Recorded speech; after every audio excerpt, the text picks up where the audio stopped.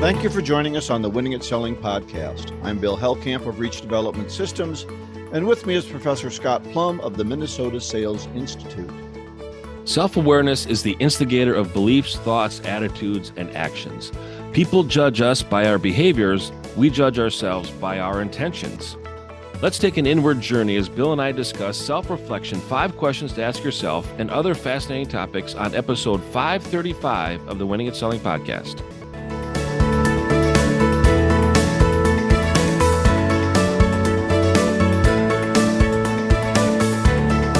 Well, let's start off, Scott, before we get into your 5 questions with the book club. We're going to finish up How Clients Buy, chapters 18 and 19.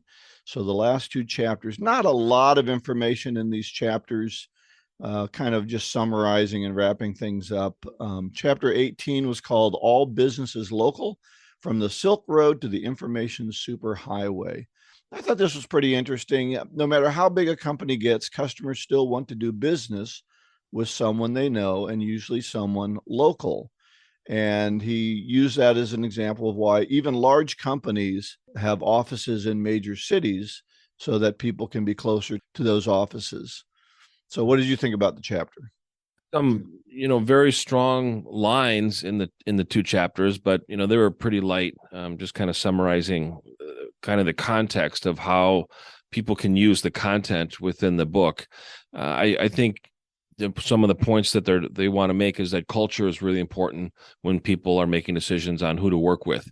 They talked about 2 to 3 degrees off from where a prospect is to who they end up bringing in as a salesperson or a consultant. That was pretty profound, and I liked the line from, I think Tip O'Neill said that all politics is local, and I think that's kind of what people think about their backyard, not necessarily on a national or global world. It's in their backyard. Now don't try and draw me into politics. We're 2 weeks away. I'm not trying 2 weeks away from a national election here. Well, he's then dead. You'll tell me to take it to group after you egg me tear on down here. Any statues. Okay. That's right. I thought it was interesting. We've really gone through, and since I wrote this book, the world has gone through a major change with COVID. And so the question I have for you is, will people ever really want to do business in a fully remote way?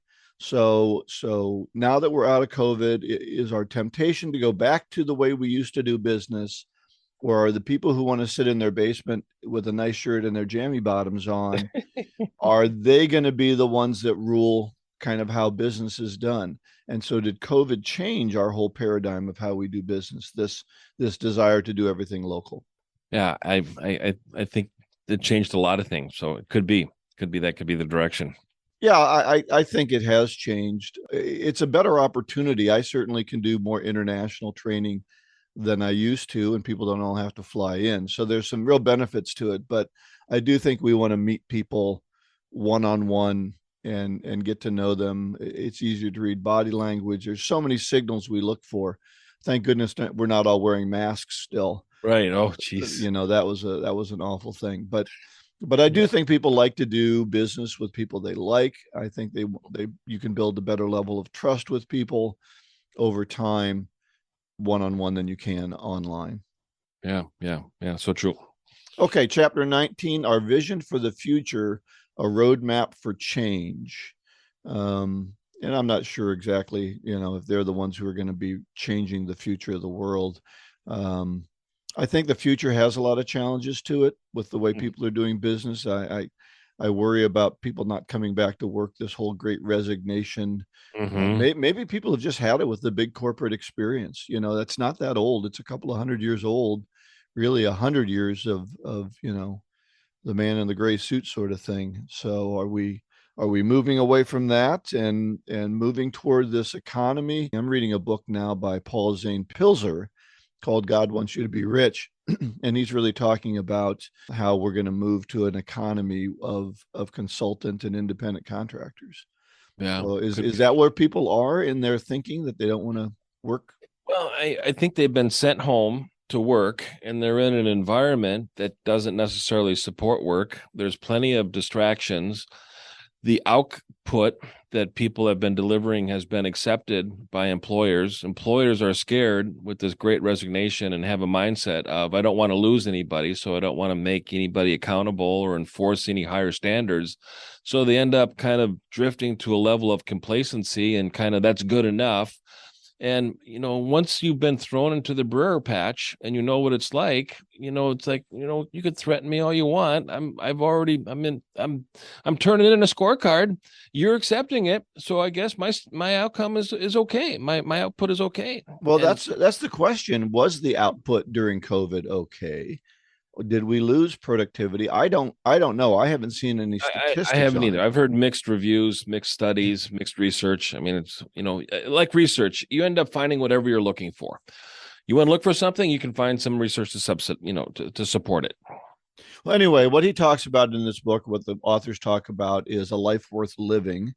And they talked about 3 intersecting areas. We need work that's challenging, that makes use of our talents and is significant. And they kind of did the old Venn diagram for those of you who did Venn diagrams, and where all 3 of those things meet and intersect in that little triangle, that's where we can tend to do our best work. What are your thoughts on that? Yeah, what I like about the Venn diagram is the significance. I think everybody, salespeople are no different than anyone else, is that they strive for significance, purpose, fulfillment. I think salespeople need to have multiple wins within a day to deal with all of the challenges and adversity that they experience. So the more wins that you can create, I think the more significance you'll feel, and that's a sense of accomplishment through your behavior that changes your attitude. And that's what I really love about this Venn diagram.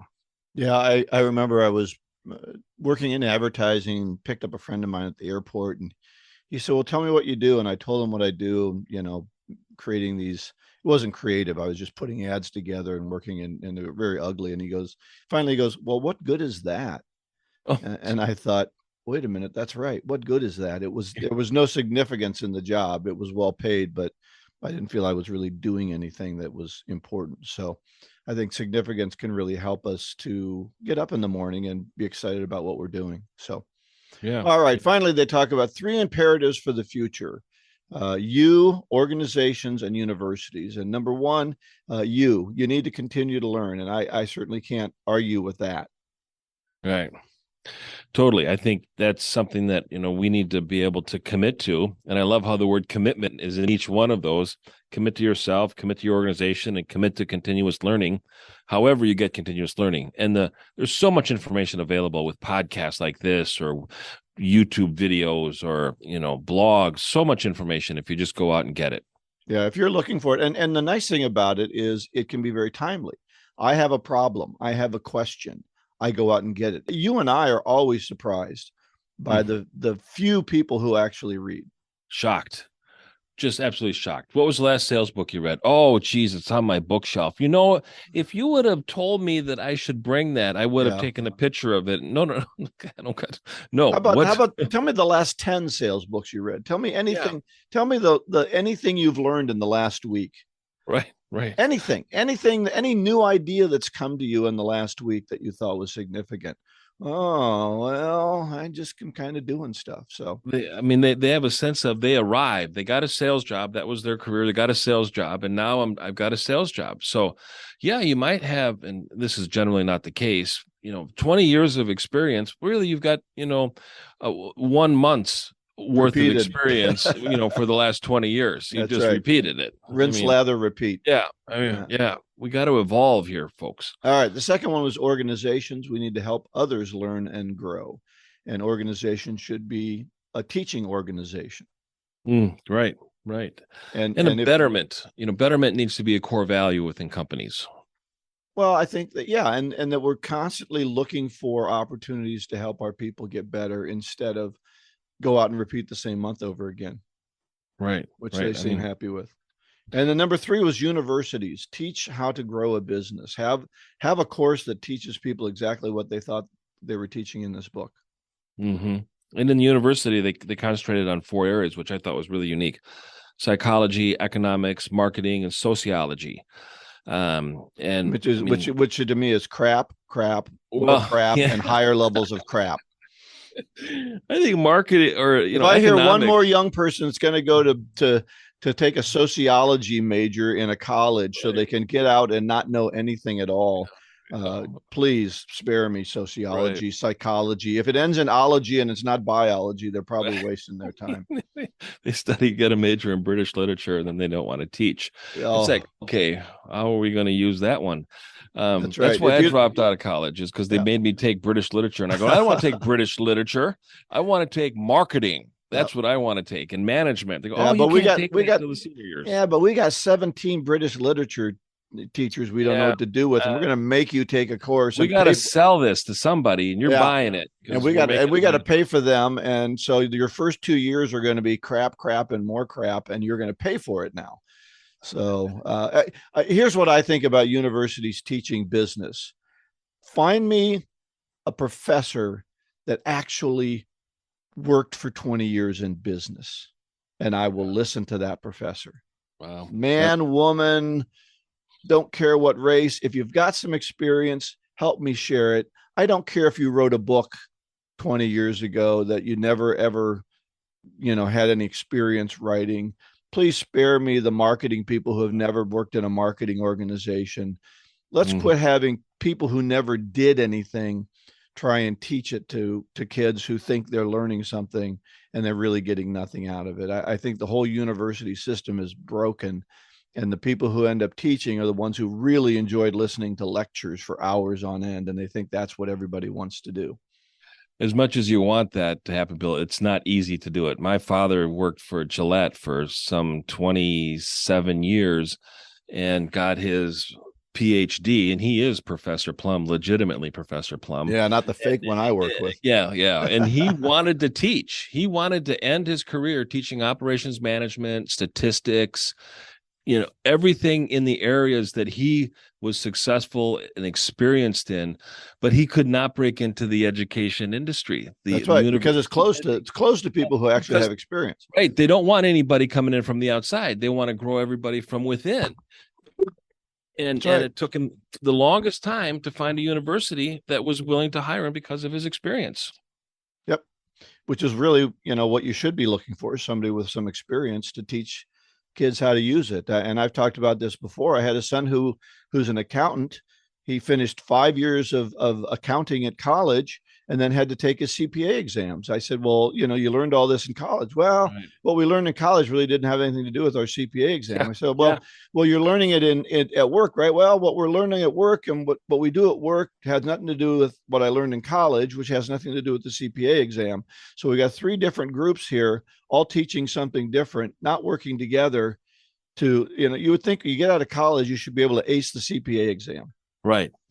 Exactly. At least teach me something I'm going to use, but nope. They're all on different wavelengths. And the same thing happened in engineering. And so architects, my sister goes to RISD, the most premier architect school in the world. 5 years took her to get through there. She graduates, and then she's got to go through 8 different certification programs in order to be considered an architect. I said, wait a minute. I thought you graduated with an architecture degree. Well, that doesn't really matter. I got to go through all of this other program to get validated as an architect. Right. And she's done it all. Why aren't they taking you through those steps at whatever college you went to? Shouldn't you be going through those steps? And it's like, okay, this first year we're going to be able, and you can pass this test. Right. All right. Well, anyway, we got to move on to our rest of the stuff. So these guys are university. I don't think universities are going to help. Go out and learn on your own. As a friend of mine said, you can spend no money on Googling and going to YouTube and listening to podcasts. You can learn all you need to learn, and you won't have smoke blown up your skirt. So. No, onto our topic. We're changing the category to politics instead of No, it wasn't politics. It was sociology. Sociology. Okay. So that was our discussion on sociology. But our topic today is on self-reflection and 5 questions to ask yourself. And I love this quote: all conversations are with myself, and sometimes they involve others. And that's by Susan Scott, the author of Fierce Conversations. Really highly recommend that book if you haven't picked it up. So periodically during the year, I think that we need to stop and think about how others perceive us by our actions. Like I said in the opening, others judge us by our actions. We judge ourselves by our intentions. And sometimes we need to be able to say, well, that's not what I meant. And to be able to apologize for the misunderstanding and then to clarify what we really meant and what we said. But we also need to look at our behavior and some of our actions, because our self-awareness is the instigator, and then how we act is how people interpret us and how they perceive us by our actions. So I've created 5 questions, and I think a lot of these questions start with self-respect for ourselves and then respect for others. And I've got some other, topics or words if we've got time. But I think the first. Let me mention something before you move please. on. You talked about we judge others by their actions and ourselves by our intentions. Intentions are useless. I intended to do that. Well, you didn't. What did Yoda? You didn't. What did Yoda say? Yeah. Do or do not. There is no try. Right. Yoda. So that's wisdom of Yoda, which is pretty 1977. deep. Yeah. Anyway, I intended to make that phone call. Well, you didn't make the phone call. So all your intentions. Oh, I didn't give any money to charity, but I wore the ribbon. Okay. Right. So yeah, your ribbon is useless unless it's backed up by some sort of action. And so what we do in that judging ourselves by our intention is we lie to ourselves. We say, oh, I'm a good person because I intended to give money to charity. I'm a hard worker because I intended to make 20 phone calls today. No, you're nothing if you don't do the thing that you intended to do. You're fooling yourself. You're lying to yourself and trying to build yourself up because you have some great intentions. And that's what I like about your questions here. They drive us beyond intention to action. If we're not willing to take action on it, we're just blowing smoke. That's why I can't remember the speaker, but maybe it was Jordan Peterson. He said, don't try and save the world if you can't clean up your own bedroom. Right. I think it's probably right. And that's absolutely true. What good are you if you can't handle your own life? You're out there telling everybody else how to handle theirs. So go beyond intentions with these questions that Scott's going to talk about and start doing something. Right. Yeah. And as the days get shorter and there's more time to hopefully there's more time to just kind of stop and think, and I always like to just go to a coffee shop and stare out the window and just think about different stuff and be part of society and part of the buzz within the world that we're in, and then just ponder certain things. So the first question that I have for salespeople to ask themselves is, what 3 words do you want others to use to describe you in your absence? And this is based on, like Bill said, your actions. Who are you being, and also what are you doing? So are you a compassionate person? Do you want to be known as a compassionate person? Do you want to be known as a persistent person? Do you want to be known as a committed person? Do you want to be somebody that your prospects can respect and count on, even if you say things that they don't like? And that earns the respect of a prospect. Bill, what do you think of that question? You've often talked about we're human beings, not human doings. But I think that takes us in the wrong direction, because our doings are a result of who we are. And so I think sitting around and thinking is good, but then I need to follow that thinking up with action. As you said, these words that describe you tend to be action words. I think the word that I'd like to be known by is he was productive. He did good things for society. He didn't just have good ideas, but he put those ideas out in, whether it's podcasts or newsletters or whatever I put out. He put those words out into the world to help other people to grow and be better. I don't necessarily want to be known as Mr. Nice Guy. I want to be known as somebody who is willing to ask you the hard questions and be challenging to you. Because if there's nothing wrong with being polite, but being polite to the point of never getting anything done is not valuable either. So I think these thoughts that you're talking about, these words need to be action words. He sat around and contemplated his navel, and nobody knew what he was thinking, and he never did anything with it. Right, Well, right. that's not what I want to be known by, and hopefully you don't either. Yeah, right. No, true. And some people, this is an exercise that every time I work with a salesperson, I go, give me 3 words: knowledgeable, friendly. Okay, those are nice if you're in customer service. But if you're playing the role of a salesperson, then the next exercise, I ask them, I go, give me 3 words of a superstar salesperson that you've met, and give me 3 words on what you think with them: persistent, assertive, um, committed. And it's like, okay, you see the gap between the two? Oh yeah, I guess I do. Okay, so let's think about what are 3 attributes, 3 behaviors that you want to emulate that are going to contribute to the role that you play as a salesperson, and then incorporate that in your behavior so that people use the words without even you saying them. And because of your actions and what you're demonstrating. The next question is, what are you willing to tolerate in yourself and others?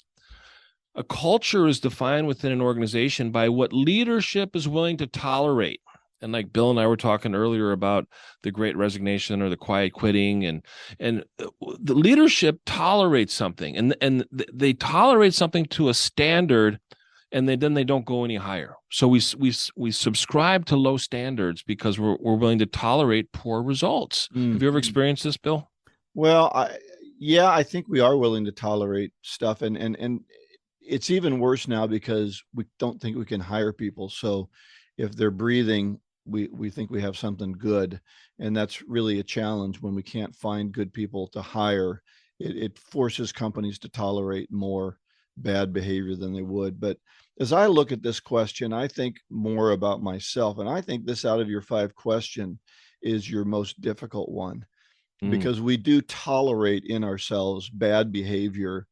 We justify it, we rationalize it, and by asking ourselves this question, it can drive us to better performance in all that we do, because we are, when we look at ourselves, we are tolerating in ourselves some very bad, some very negative behaviors that we hide and that we don't want to talk about. So self-reflection on this can really bring those out and force you to try one at a time.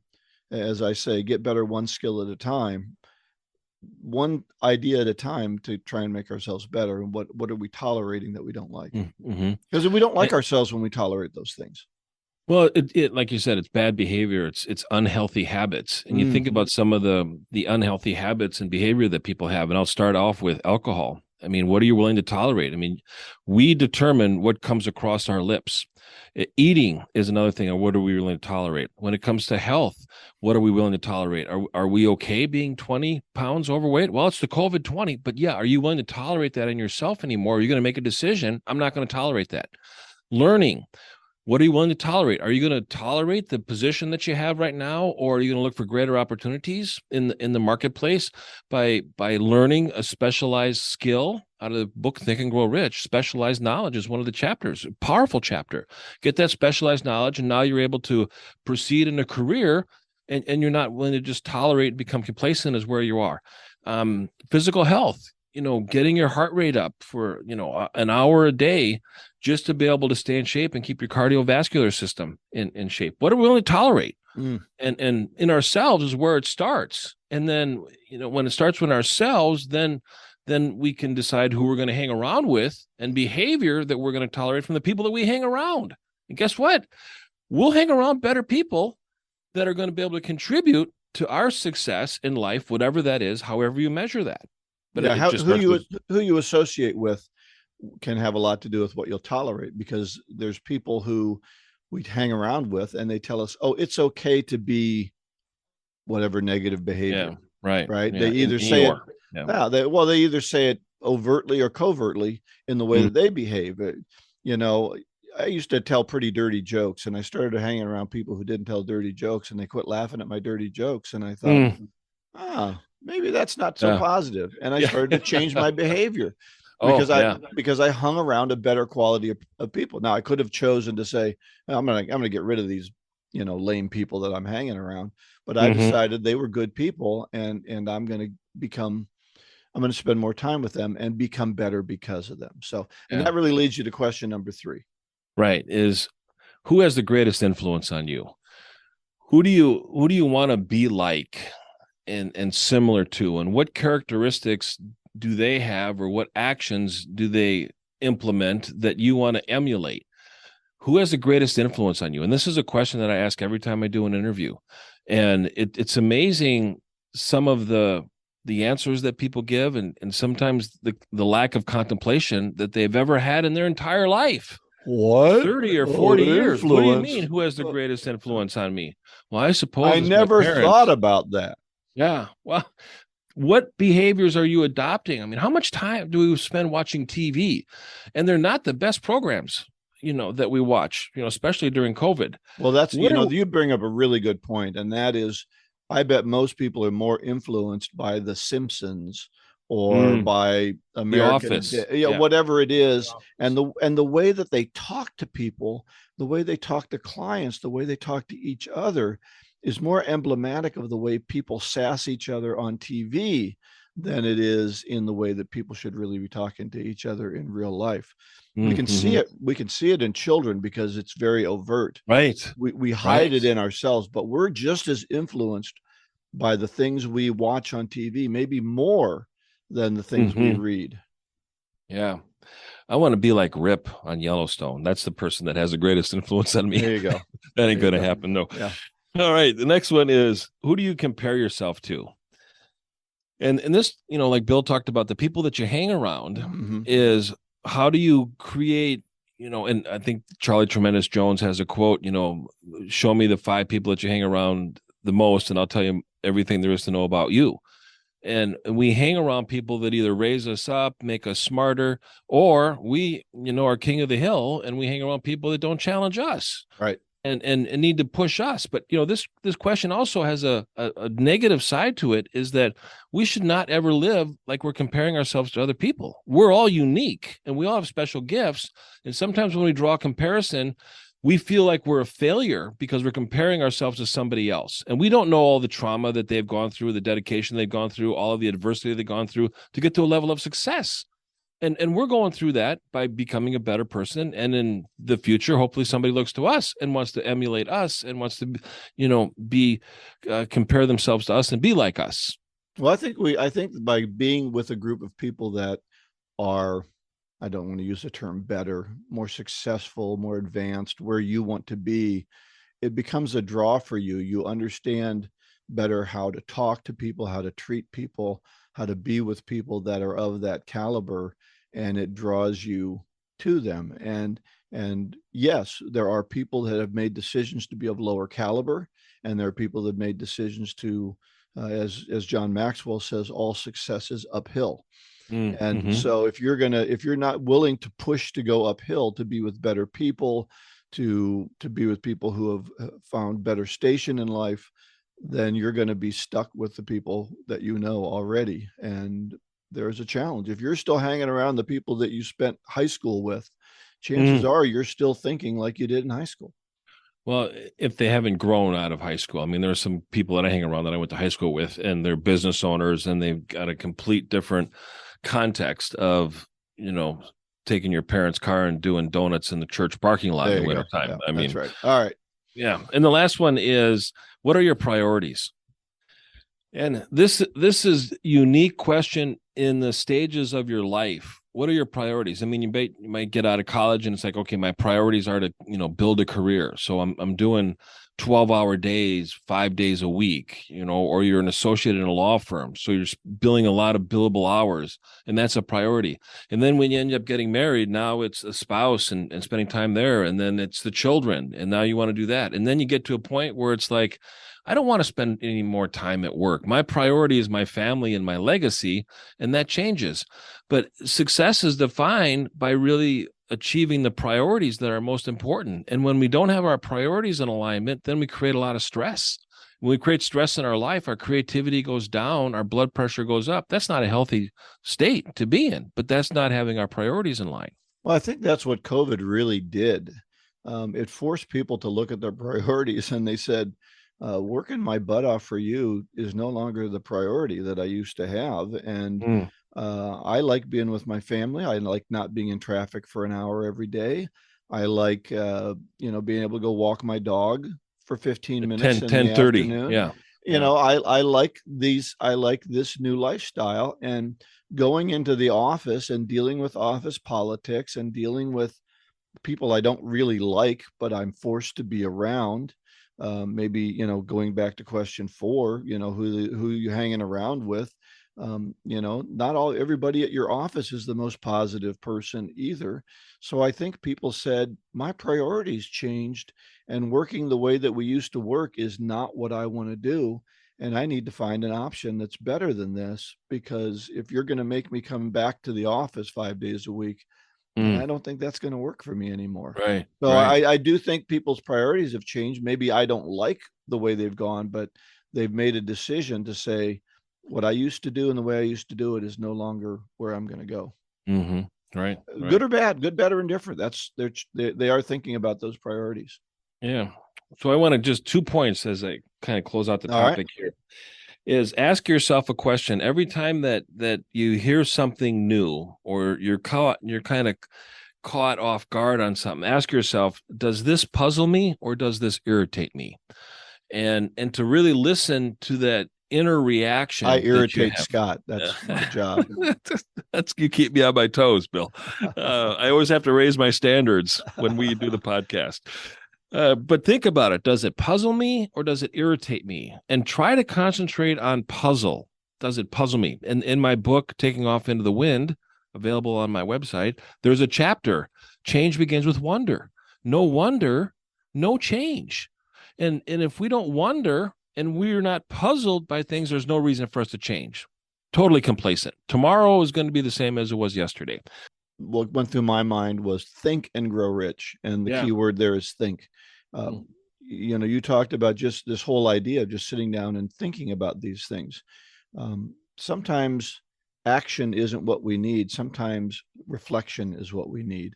Yeah. And so then we can, it's kind of like the sharpening the axe sort of thing, right? Mm-hmm. I can keep going off and being very, very busy being busy, or am I busy getting myself where I want to go? These self-reflection questions help you move in a direction that is good. So your busyness, so your activity then is more grounded in where you want to go rather than just activity for activity's sake. Yeah. Yeah. So true. And I want to close with one of my quotes from my mother. She said this recently, and she said, maturity occurs when you know how and when to filter. By my mother, Phyllis Plum. Well, that's really good. I think that most of us don't know when to keep your mouth shut. I always think this quote goes through my mind a lot too, and it's Omar Bradley talking to George Patton, and this is from the movie, so it may not be a real quote, but he says, "You just don't know when to shut up, George." Yeah, and I think that's goes through my mind quite often when I'm talking. Well done, Phyllis. Yes. Thank you. Thanks, Mom. All right. Well, we're going to close out with another quote. And this is from one of my favorite poems called If by Rudyard Kipling. And it's the first 2 stanzas of that. If you can keep your head when all about you are losing theirs and blaming it on you. If you can trust yourself when all men doubt you, but make allowance for their doubting too. And I think that if you haven't read the poem, my father gave it to me a long time ago on a plaque that I still have up. And it's a great poem about self-reflection and what kind of person you're becoming. And Scott, I think the reason I brought this up is because so many of your questions tie into what kind of person do you want to be? What legacy do you want to leave? And this poem's all about legacy. Yeah. Very true. Very true. Always great to hear from our listeners. If you've got a book that you'd think we should read, curious who you are influenced by, curious what your 3 words are that you want to be known by, please send them to Bill and I. Go to the website winningatselling.com, fill out the form, or you can just give us an email too, or connect with us on LinkedIn. Yeah, you ask us a question. If it's not too hard, we'll answer it. If it's really hard, chances are we won't answer it. Now, if the answer is lengthy, we'll probably save it for a time when we're going to do a group of questions. Sometimes we have gotten questions that are fairly difficult to answer in a written form. Anyway, next week, our book club will be starting a new book. We had the author on last week, and we're going to start The Theory of Accountability by Sam Silverstein. Probably just do chapter 1 on that.